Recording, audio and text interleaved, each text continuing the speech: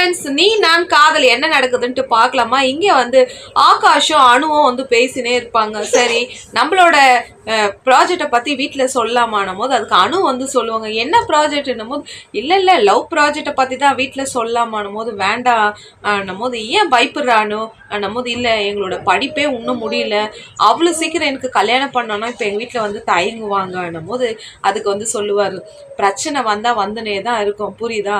அதுக்கு ஆகாஷ் வந்து சொல்லுவார், என்னோட அம்மா அப்பா வந்து உங்ககிட்ட வந்து பேசிட்டோம், உனக்கு எப்போ கல்யாணம் ஓகேன்னு சொல்லு, அப்போ நம்ம கல்யாணம் வச்சுக்கலாம் ஆனும் போது இல்லை என் விஷயத்தை பற்றி என் தங்கச்சிக்கிட்ட இன்னும் சொல்லாதையே இருக்கிறேன் அபிக்கிட்டன்னும் போது அதுக்கு ஆகாஷ் வந்து சொல்லுவார், ஐயோ அபியா, அவளை பார்க்கும் போதே எனக்கு ரொம்ப பயமாக இருக்குன்னும் போது என்ன என் தங்கச்சி ரொம்ப குறும்பெல்லாம் இல்லை, ரொம்ப சாஃப்ட்டு தான், புரியுதா?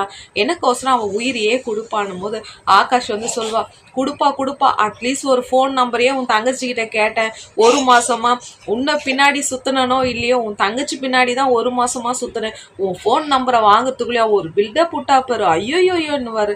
நான் என்ன சொல்கிறேன்னா, மாமாவும் மச்சிச்சியன் தான் கொஞ்சம் பில்டப் இருந்தால் தான் நல்லா தானே இருக்கணும் போது அதுக்கு அணு வந்து சொல்லும், என் தங்கச்சி ரொம்ப நல்லவ, புரியுதா? போது சரி நான் என் வீட்டில் பேசுகிறேன்ட்டு வந்து சொல்லுவார் ஆகாஷ். என்ன நடக்க போகுதுன்ட்டு பார்க்கலாம். லைக் பண்ணுங்கள், கமெண்ட் பண்ணுங்கள் ஃப்ரெண்ட்ஸ். Thank you all.